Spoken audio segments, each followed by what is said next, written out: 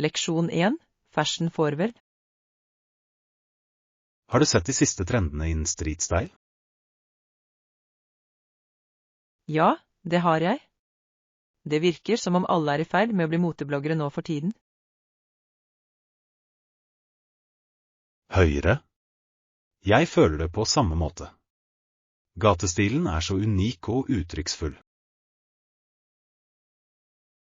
Absolutt. Det er fascinerende hvordan folk blander forskjellige stiler for å skape noe nytt. Jeg elsker hvordan det gjenspeiler individuelle personligheter. Hva er din favoritt-streetstil-look? Jeg beundrer virkelig overdimensjonerte jakker kombinert med elegant tilbehør. De kommer med en slik uttalelse. Det er et godt valg. Alt handler om selvtillit, er det ikke? Definitivt.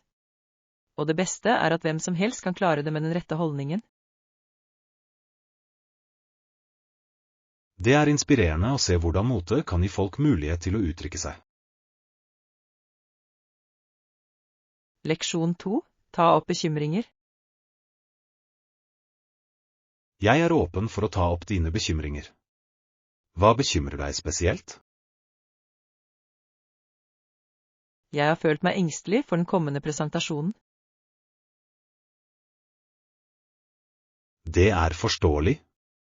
Presentasjoner kan være nervepirrende. Ja, spesielt når du ønsker å gjøre et godt inntrykk. Har du øvd på talen din? Litt, men jeg føler meg fortsatt uforberedt. Kanskje vi kan gå gjennom det sammen? Det ville virkelig hjelpe. Jeg vil sette pris på noen tilbakemeldinger.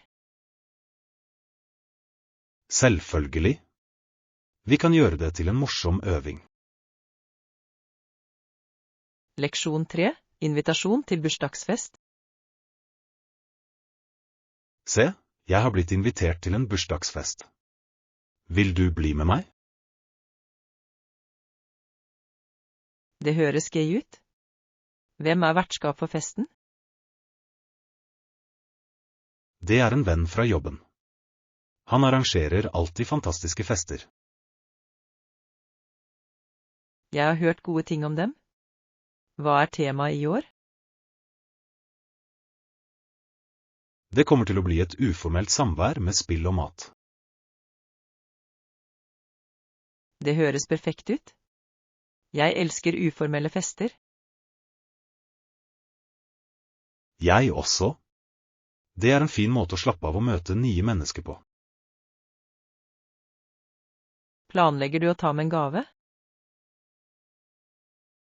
Jeg tenkte på å skaffe ham noe personlig, som et spesialtilpasset krus. Leksjon 4, materielles opprinnelse. Det er interessant hvordan noen materialer ikke kommer fra deres rike. Høyre. For eksempel finnes mange metaller i fjellelver. Ja, og så blir de brakt til fabrikker for raffinering og metallarbeid. Det er utrolig hvordan naturen gir oss ressurser. Absolutt. Det får deg til å sette pris på håndverket som er involvert. Jeg er enig. Hver del har en historie bak seg. Har du noen gang tenkt på hvor mye vi stoler på disse materialene? Hele tiden. Det er viktig for så mange bransjer. Ja, og det er avgjørende å bruke dem bærekraftig. Leksjon 5, historisk kontekst. Mange mennesker ble internert og fengslet i løpet av den tiden. Ja, og det påvirket ikke bare enkeltpersoner, men også deres familier. Du vet dette bedre enn meg, jeg fikk en detaljert rapport om det. Det er hjerteskjærende å tenke på disse opplevelsene. Det er det virkelig. Historien har en måte å gjenta seg selv på hvis vi ikke er forsiktige. Nøyaktig. Vi må lære av fortiden for å skape en bedre fremtid. Hva tror du kan gjøres for å øke bevisstheten? Utdanning er nøkkelen. Vi bør dele disse historiene bredere. Jeg er enig. Det er viktig å holde samtalen i gang. Leksjon 6. Kontrasterende ideer. Det er interessant hvordan en fjær er lett, men en elefant er tung. Ja, det er en perfekt analogi for kontrasterende ideer. Nøyaktig. Sukker er søtt, men en sitron er sur. Disse kontrastene kan lære oss mye om balanse i livet. Absolutt. Alt handler om å verdsette forskjeller. Å forstå at begge sider har sin egen verdi. Nøyaktig. Livet er en blanding av søte og skjør øyeblikk. Det er det som gjør opplevelsene våre rikere og mer komplekse. Ja. Å omfavne disse kontrastene kan føre til personlig vekst. Leksjon 7. Overlappende arbeidstimer. Jeg tror vi har etablert noen overlappende arbeidstider. Ja, det har vært veldig nyttig for samarbeid. Det lar oss kommunisere i sanntid, noe som er viktig. Definitivt. Det gjør prosjektoppdateringer så mye enklere. Jeg er enig. I tillegg kan vi brainstorme ideer sammen effektivt. Nøyaktig. Det fremmer kreativitet og teamarbeid. Har du lagt merke til en forbedring i produktiviteten vår? Absolutt. Jeg føler at vi får mer gjort. Det er flott å se hvordan effektiv kommunikasjon kan forbedre arbeidet vårt. Leksjon 8. Lokalmat. Vi er ikke sikre på hva vi skal bestille fra menyen. Jeg vet. Det er alltid en tøff avgjørelse på nye steder. Jeg hørte at spesialiteten er den lokale retten. Det var det servitøren anbefalte, ikke sant? Ja, han virket veldig entusiastisk. Kanskje vi burde prøve det? Jeg synes det er en god idé. Det er den beste måten å oppleve kulturen på. Dessuten er det alltid gøy å prøve noe nytt. Nøyaktig. La oss bestille det og se hvordan det smaker. Leksjon 9. Sportssystem. Det virker som om landet er oversvømmet med sitt profesjonelle idrettssystem. Ja, det er fascinerende hvordan sport kan forene mennesker. Men det reiser også spørsmål om prioriteringer, ikke sant? Absolutt. Av en eller annen grunn har USA valgt en annen tilnærming.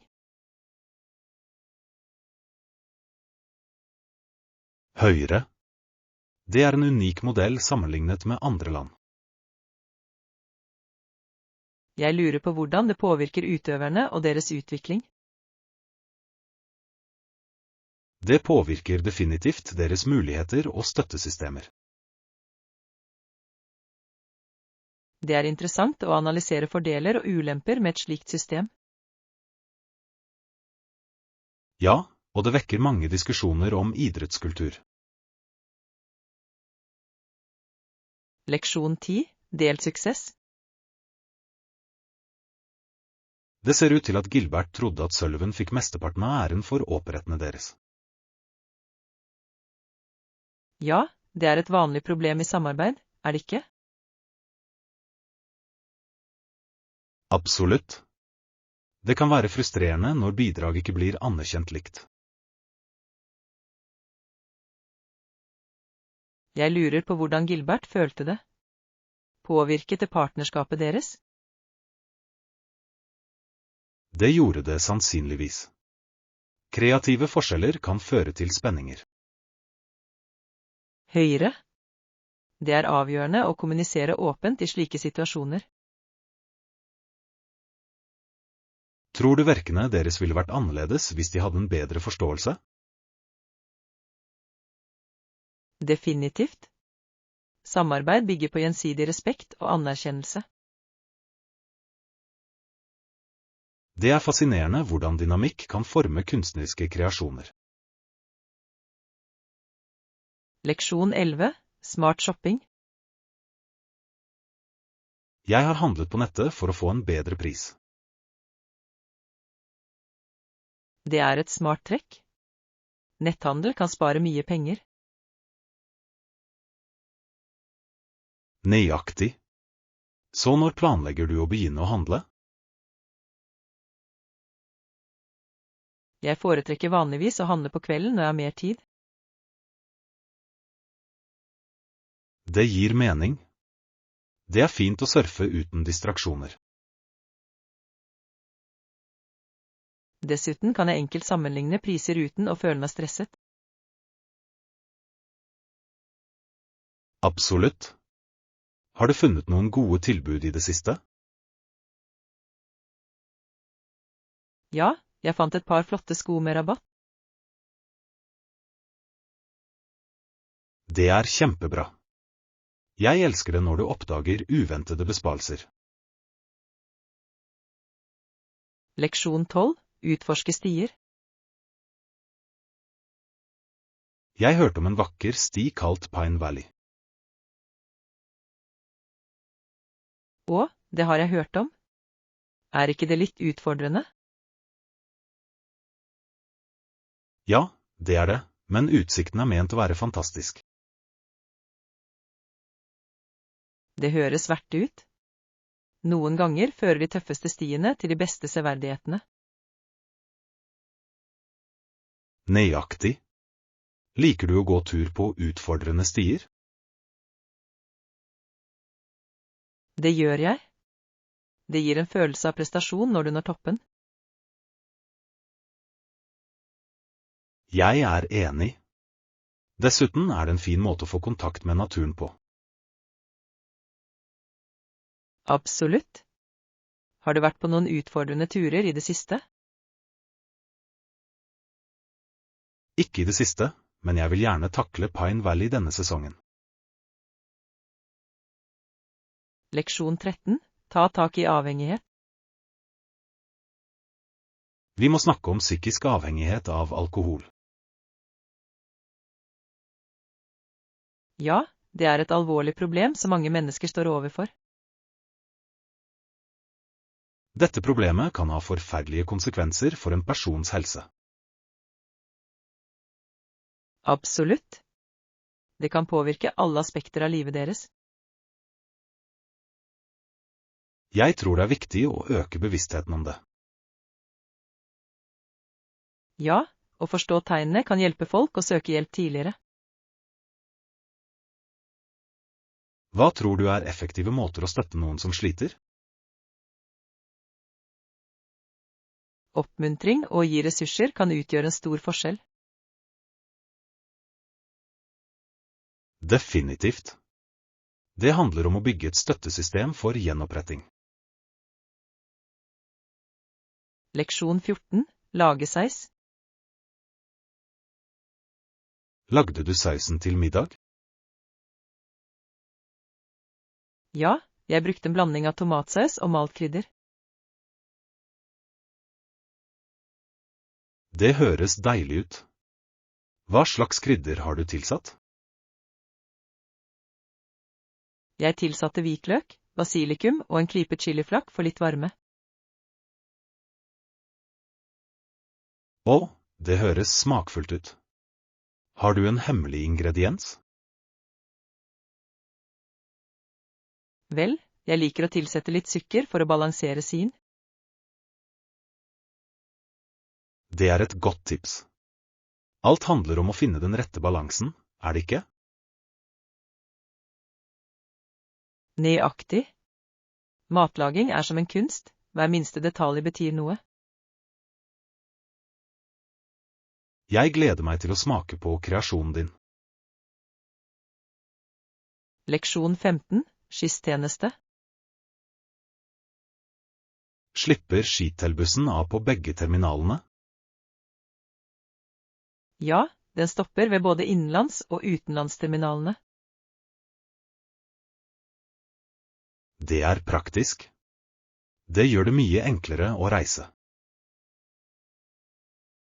Absolutt. Ingen vil gå langt med tung bagasje. Høyre. Hvor ofte går skitelbussen? Den går hvert 15 minutt, noe som er ganske bra. Det er betryggende. Jeg hater å vente på transport. Jeg også. Det er fint å ha et pålitelig alternativ. Jeg vil definitivt vurdere å ta skitelbussen neste gang jeg reiser. Leksjon 16, ungdomskultur. Folk i ungdomskulturen tar ofte sine eksempler fra andre. Ja, det er fascinerende hvordan trender sprer seg gjennom sosiale sirkler. Absolutt. Unge mennesker er så mye påvirket av jevnaldrende. Det kan være både positivt og negativt, avhengig av eksempelet. Høyre. Det er viktig å fremme positive rollemodeller. Ja, oppmuntre til individualitet også. Hvordan tror du sosiale medier påvirker dette? Det forsterker trender raskt, noe som kan være overveldende. Definitivt. Det er et tveegget sverd for ungdom i dag.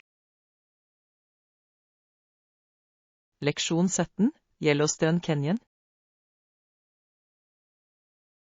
Har du hørt om canyonveggene som ga Yellowstone navnet sitt?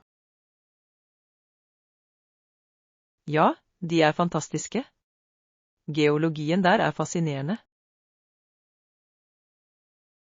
Området har mange fossefall, inkludert en som er 308 fot høy. Wow, det høres utrolig ut. Jeg vil gjerne se det personlig. Det er utrolig hvordan naturen skaper slik skjønnhet. Absolutt. Liker du å utforske nasjonalparker? Det gjør jeg. Hver park har sine egne unike egenskaper og sjarm. Ja, og de tilbyr så flotte muligheter for fotturer og fotografering. Jeg gleder meg til å planlegge en tur til Yellowstone en dag. Leksjon 18, teknologiens innvirkning. Det er sprøtt å tenke på hvor mye teknologi har formet våre sosiale interaksjoner. Ja, det har endret måten vi kommuniserer på. Absolutt. Folk er mer tilkoblet enn noen gang, men noen ganger føler de seg isolert. Høyre. Det er et paradoks i det moderne liv.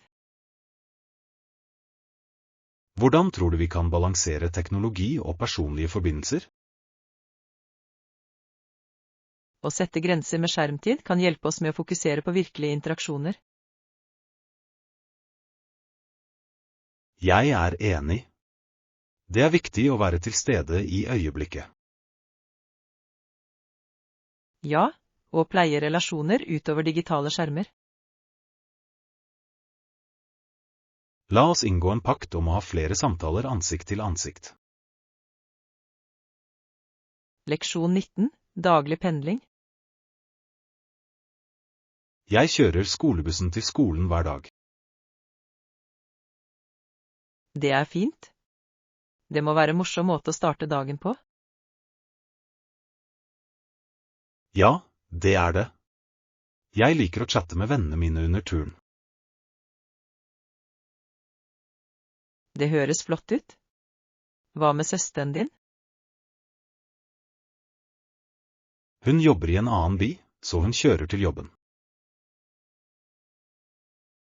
Det må være annerledes for henne uten bussopplevelsen. Ja, hun har lengre reisevei, men hun trives i jobben. Det er godt å høre. Alt handler om å finne den rette balansen. Nøyaktig. Hver pendling har sine egne fordeler og utfordringer. Leksjon 20. Energinivåer. Jeg har merket en forskjell i hvordan du har det i det siste. Definitivt. Jeg har mer energi og føler meg mer motivert. Det er fantastisk. Hva tror du forårsaket endringen? Jeg har fokusert mer på kosthold og trening. Det er kjempebra. En sunn livsstil kan gjøre en slik forskjell. Ja, det har det. Jeg føler meg mer produktiv og positiv generelt. Det er inspirerende å se at engasjementet ditt gir resultater. Takk. Jeg håper det oppmuntrer andre til å gjøre lignende endringer. Absolutt. Det handler om å ta små skritt mot bedre helse. Leksjon 21. Historietekster. Jeg har nettopp funnet noen amerikanske historietekster i utmerket stand. Det høres spennende ut. Hva slags tekster er det? De dekker ulike aspekter av amerikansk historie, fra revolusjon til civil rights movement. Wow. Det er et omfattende utvalg. Har du en fullstendig liste over tekstene? Ja, det gjør jeg. Hvis noen er interessert, kan de ringe Marie på nummeret jeg har. Det er en flott ressurs. Historiske tekster kan virkelig hjelpe oss å forstå fortiden bedre. Absolutt. Det er viktig å lære av historien, tror du ikke? Ja, og å ha pålitelige kilder gjør det enda bedre. Nøyaktig.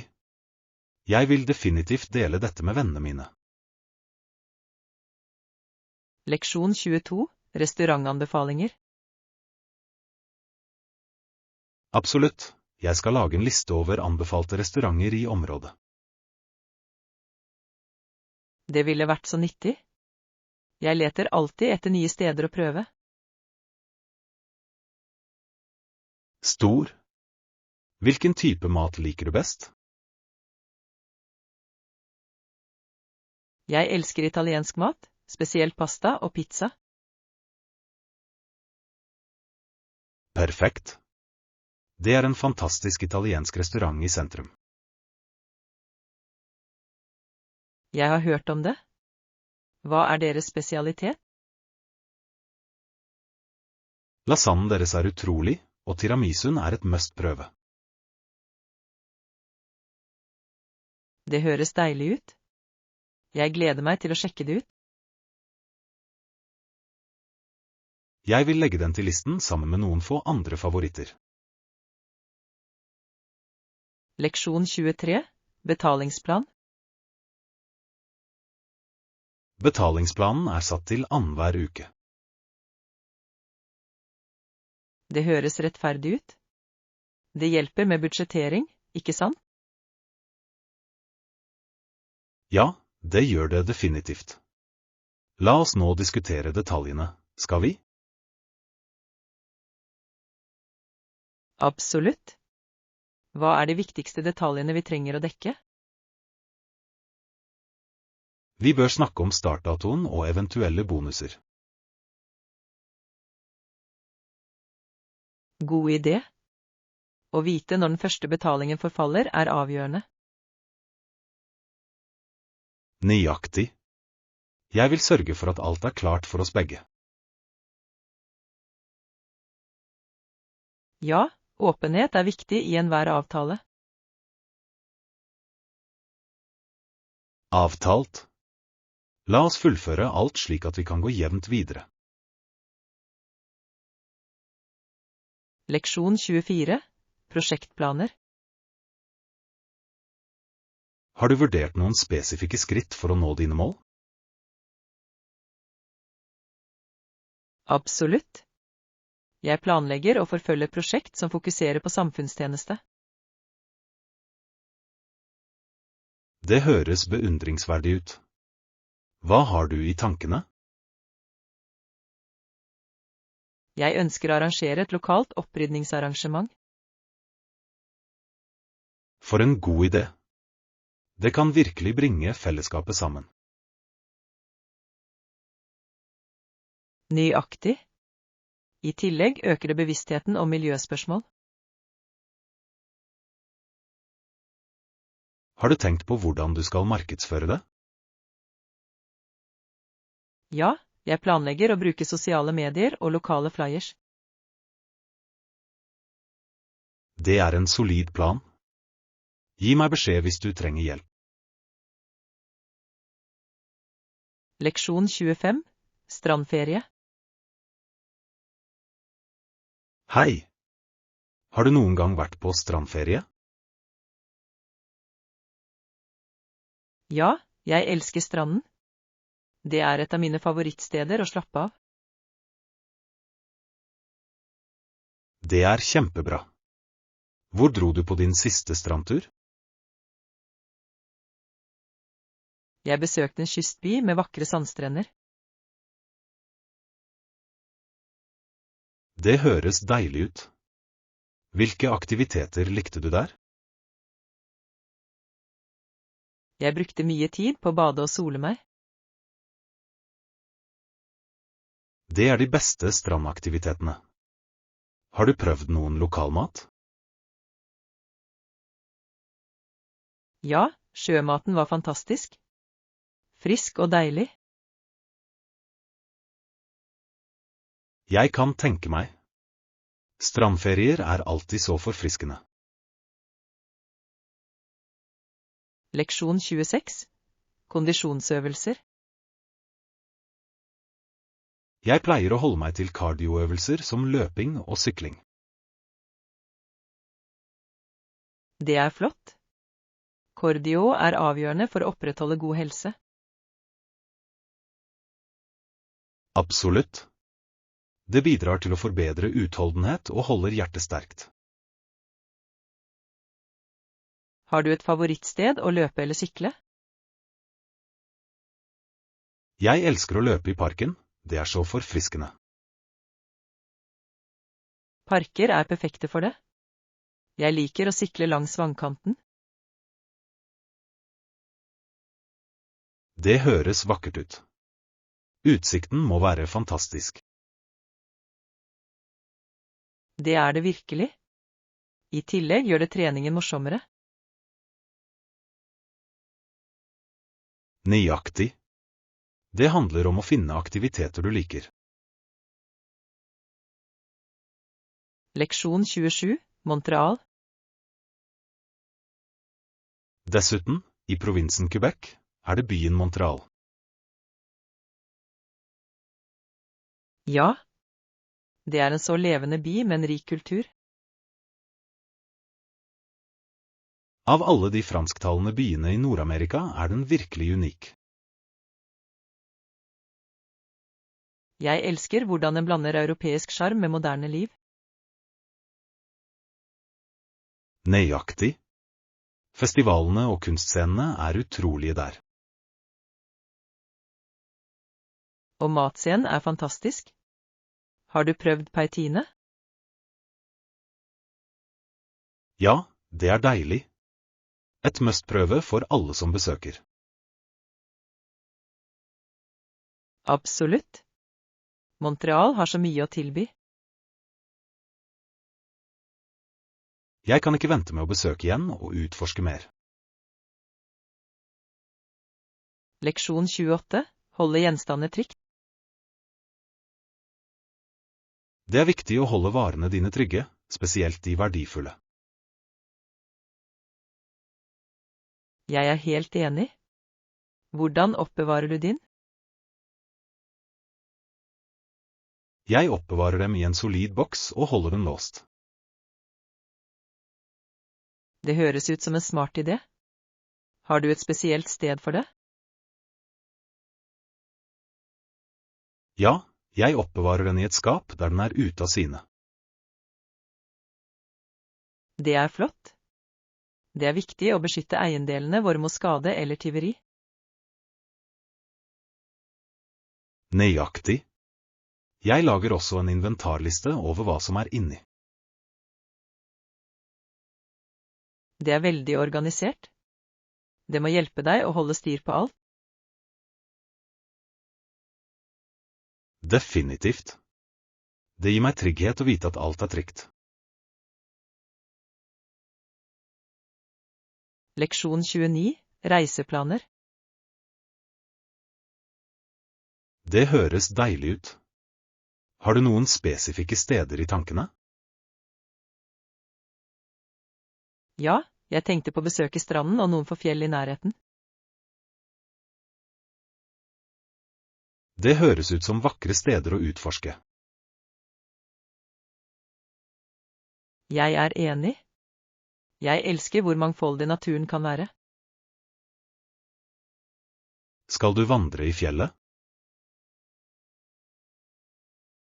Absolutt. Vandring en av mine favorittaktiviteter. Det en fin måte å få kontakt med naturen på. Har du en favorittløype? Ja, det en sti som fører til en fantastisk foss. Det høres fantastisk ut. Jeg vil gjerne se den en dag. Leksjon 30. Lokale markeder. For reiseruten vår kan vi også utforske de lokale markedene for fersk sjømat. Det høres spennende ut. Jeg elsker å prøve fersk, lokal mat. Nøyaktig. Det en fin måte å oppleve kulturen på. Vet du noen spesifikke markeder vi bør besøke? Ja, det et kjent sentrum som kjent for sin variasjon. Perfekt. Jeg vil gjerne prøve noen nye retter. Jeg sikker på at vi vil finne noen fantastiske alternativer der. Og det alltid gøy å samhandle med lokale leverandører.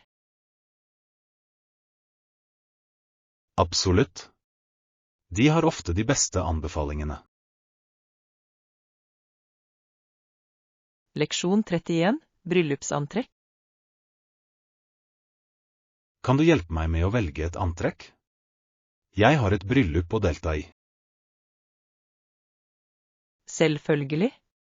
Hvilken stil har du i tankene? Jeg tenker formelt, men jeg vil skille meg litt ut. Det en god idé. En fin dress med litt farge kan fungere bra. Det liker jeg. Kanskje et lyst slips eller pocketskvar? Ja, akkurat. Det vil gi en fin touch til utseendet ditt. Synes du jeg bør gå for en klassisk svart dress eller noe annet? En marinedress kan være et stilig alternativ til svart. Godt poeng. Jeg vil definitivt vurdere det. Leksjon 32. Økonomiske aspekter. Vi må diskutere de økonomiske aspektene ved avtalen. Ja, det er avgjørende. Hva synes du vi bør fokusere på først? Vel, vi må definitivt bli enige om priser og betalingsvilkår. Absolutt. Tidlige vilkår vil bidra til å unngå misforståelser senere. Høyere. Hvor ofte mener du at betalinger bør gjøres? Jeg tror en annenhver uke vil fungere bra for oss. Det høres rettferdig ut. La oss sørge for at alt er dokumentert. Ja, å ha alt skriftlig er avgjørende for klarhet. Avtalt. La oss lage en kontrakt snart. Leksjon 33. Sanser i naturen. De var her først, og lydene, luktene og synene er forfengslende. Jeg vet. Naturen har en måte å overvelde sansene våre på. Absolutt. Det er som å være i en annen verden. Ja, og det får deg til å sette pris på skjønnheten rundt deg. Har du noen gang følt deg helt i fred i naturen?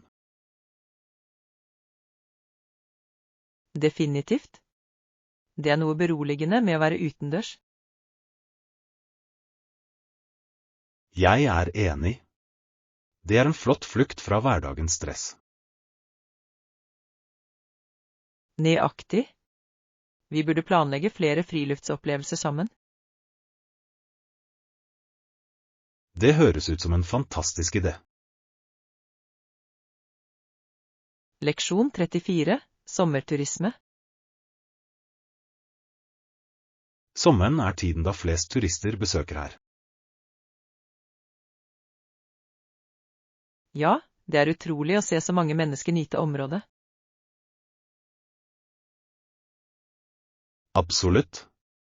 Atmosfæren føles så livlig og levende. Jeg elsker hvordan parkene og strendene blir levende i løpet av denne sesongen. Høyere. Det er den perfekte muligheten for utendørsaktiviteter. Har du lagt merke til noen favorittsteder som turister strømmer til? Definitivt. Vannkanten er alltid fullpakket med familier og venner. Og de lokale markedene er også fulle av besøkende. Ja, det er en fin tid å promotere lokale bedrifter også. Leksjon 35. Mestring av avvisning. Hvordan takler du avvisning? Jeg minner meg selv på mine styrker og fortsetter å gå fremover. Det er en flott strategi. Å fokusere på det positive kan virkelig hjelpe. Ja, det er viktig å holde seg robust. Har du funnet noen spesifikke teknikker som fungerer for deg? Jeg snakker ofte med venner for støtte og oppmuntring. Det er en god tilnærming. Å omgi deg med positivitet er nøkkelen. Absolutt. Det hjelper meg å få tilbake selvtilliten. Jeg beundrer utsiktene dine. Det er inspirerende å se hvordan du takler utfordringer.